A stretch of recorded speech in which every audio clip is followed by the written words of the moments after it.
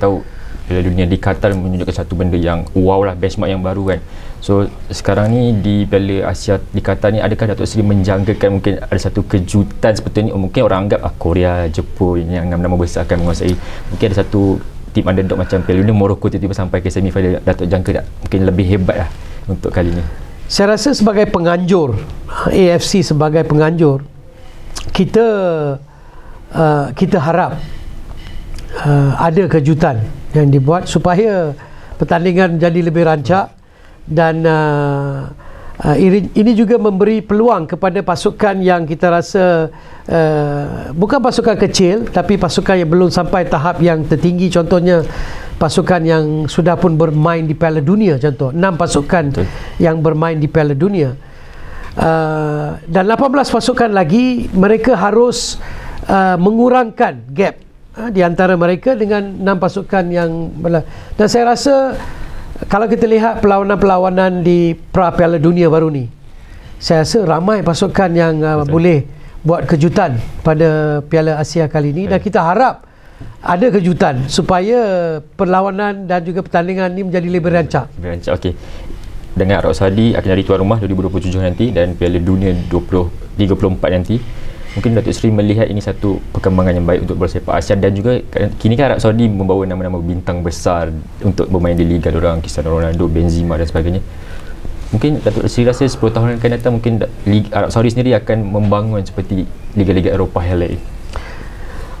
Saya rasa apa yang sedang berlaku di Arab Saudi adalah satu visi daripada peringkat kerajaan mereka, leadership mereka lah, untuk membangunkan negara Arab Saudi.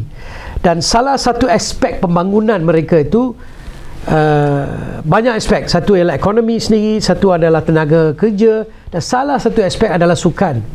Mereka ingin menjadikan Saudi Arabia satu destinasi untuk sukan. Okay? Dan kita tahu sukan nombor 1 di Saudi Arabia adalah bola sepak. Jadi banyak, kita kata, investment yang telah dibuat untuk bukan saja membangun bola sepak di Saudi Arabia, tetapi juga menjadikan Saudi Arabia satu destinasi untuk penganjuran bola sepak. Sebab ini akan membantu dalam merealisasikan misi mereka sebagai satu negara yang membangun. Saudi Arabia adalah satu negara yang moden, satu negara yang membangun.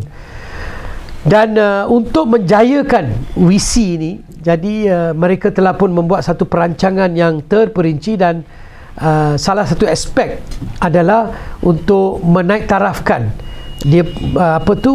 Liga Saudi Arabia. Jadi untuk menaik tarafkan Liga Saudi, mereka membawa pemain-pemain daripada luar negara, jurulatih daripada luar negara, pegawai-pegawai penganjur daripada luar negara, untuk menaikkan taraf supaya pemain-pemain terkemuka akan mempunyai hasrat untuk bermain di Liga Saudi Arabia, bukan hanya kerana wang tapi juga kerana standard ataupun prestasi liga itu sendiri.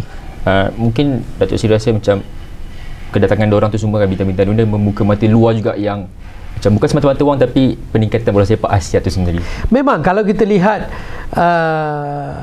kalau dulu tidak ada minat tentang Liga Saudi Arabia, sekarang ni saya dengar ada banyak negara yang menyiarkan Liga Saudi Arabia di dalam televisyen mereka. Jadi ini satu perkembangan yang sangat hebat, sebab kita tahu ramai peminat ni dia akan ikut pemain. Betul. Okay, itu adalah satu fenomena. Peminat-peminat yang muda, mereka meminati seorang pemain dan mereka akan mengikut pemain itu di mana dia pergi. Jadi ini membuka peluang kepada Liga Saudi untuk ditayangkan di lebih banyak negara. Satu-satunya negara Asia yang menewaskan pasukan juara Piala Dunia, Arab Saudi. Macam ni Datuk Seri melihat ketika itu detik bersejarah? Terus Asia dapat first game dah kalahkan juara Argentina macam tu. Ya, saya berada di stadium pada masa itu dan memang merasa sangat bangga lah. Jadi sebuah negara daripada Asia telah pun bermain cemerlang. Ini bukan perlawanan yang dia menang secara luck ataupun sebagainya, mereka bermain sangat baik dan mencipta peluang yang hebat untuk menjaringkan gol dan seterusnya menewaskan juara Piala Dunia. Kita harap dia punya fenomena yang telah berlaku pada masa itu akan terus memberi kepercayaan kepada banyak lagi negara di Asia yang mereka boleh menewaskan pasukan-pasukan terkemuka dunia bila mereka jumpa nanti di Piala Dunia di 2026. Tetapi kita juga kena ingat prestasi Jepun dan juga Korea untuk menewaskan pasukan seperti Jerman dan sebagainya. Ini juga satu perkembangan yang baik. Kita close the gap, kita kata, mengurangkan jurang di antara pasukan terkemuka dunia dengan pasukan-pasukan di Asia. AFC sendiri kan untuk macam kita nak rapatkan jurangan pasukan-pasukan hebat, di mana tahun season 24-25 AFC mengubah format untuk ACLE dengan ACL nombor 2. Adakah ini sedikit sebanyak akan menambah baikkan sendiri kelab di Asia ni untuk membantu juga pasukan-pasukan negara Asia ni? Ada dua sebab mengapa kita mengalih kita panggil window season kita. Yang pertama sekali untuk menyelaraskan musim kita dengan musim-musim negara terkemuka di seluruh dunia. Itu yang pertama sekali. Okay. Yang kedua adalah untuk memberi peluang kepada pemain-pemain Asia untuk didaftarkan di Liga Eropah, kerana window yang dibuka untuk registration tu akan tertutup jika kita bermain musim yang lain. That's the reason. Okay, supaya sekarang ni kita punya window sama, jadi pemain daripada Asia boleh didaftarkan di Europe dengan tidak ada masalah. Okay, sebab dia punya masa pendaftaran sama. So ini dua perkara yang sangat dua kriteria yang kita gunakan untuk menukar musim kepada musim Eropah.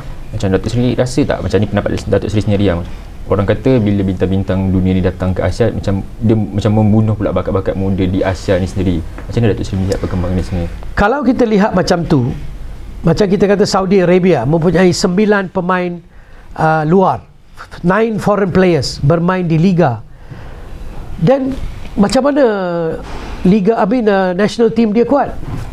Tidak ada logik. Kalau kita tak logik. Sepatutnya national team Saudi Arabia tak boleh jadi kuat kerana mereka mempunyai ramai sekali pemain daripada luar.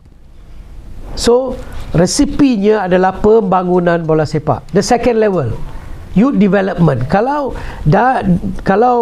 pembangunan belia tidak kukuh dan tidak baik, maka mereka tidak boleh mempunyai pemain-pemain terkemuka. Masalahnya bukan liga, masalahnya yang tengah-tengah tu, pembangunan belia. Itu yang paling penting. Kalau tidak ada fokus kepada pembangunan belia, kita harap pemain saja boleh bermain, ini satu model yang tidak baik. Jadi kalau kita lihat di negara-negara barat ni, terutama sekali di Saudi Arabia, mereka mempunyai akademi bola sepak yang terbanyak di seluruh, mempunyai pertandingan bawah 14, bawah 15, bawah 16, bawah 17, 18, 19, 20. Tiap-tiap peringkat umur ada pertandingan di seluruh di seluruh Saudi Arabia. Inilah yang akan develop players, membangun pemain. Okey, ini. Jadi kalau model ini dapat dicapai, sebab itu Saudi Arabia mempunyai pemain lokal yang baik. Walaupun liga mereka mempunyai banyak pemain import. Mungkin ada macam Datuk Seri orang pengalaman dalam pentadbiran ni, orang kata yang kaya akan terus jadi kaya, yang miskin akan terus menjadi miskin, tak ada pembangunan. Datuk Seri setuju dengan statement sebenarnya? Saya rasa yang paling penting adalah usaha daripada pihak yang dipertanggungjawabkan untuk membangun bola sepak. Kita tahu di negara-negara Afrika tidak ada wang, tapi mereka boleh berjaya. So tidak ada sebab mereka perlu berjaya hanya kerana wang. Ada negara yang mempunyai banyak wang tapi tidak ada sukses. So susah kita nak nak ini ya. Datuk Seri, macam kita tahu mungkin selepas Australia dah join AFC kan, ni ada uru-uru dia katakan yang New Zealand tu, Rusia pun nak join AFC. Mungkin Datuk Seri boleh terangkan rumours ni adakah benar? Setakat ni kita tak ada apa-apa, kita kata tidak ada apa-apa maklumat tentang New Zealand ataupun Russia. Banyak kita kata media statement ada, story di media ada banyak, tapi kita tidak ada perbincangan ataupun komunikasi secara rasmi, tidak ada. Dia sekadar rumah saja. Rumah saja. Let's say lah kalau benda tu betul berlaku, adakah dia membawa penambahbaikan di bola sepak Asia sendiri atau serius betul? Pertama sekali, untuk sesebuah negara untuk keluar daripada konfederasi perlu kebenaran daripada konfederasi sendiri. So saya rasa buat masa ni tidak ada perkembangan apa-apa untuk mana-mana negara nak untuk menyertai kita. Perlu diingat, satu masa dulu Kazakhstan berada di bawah Asia dan mereka meminta kita untuk keluar dan kita rela hati, okey, tak ada masalah. Jadi itu mekanisme untuk masuk dan keluar daripada satu konfederasi.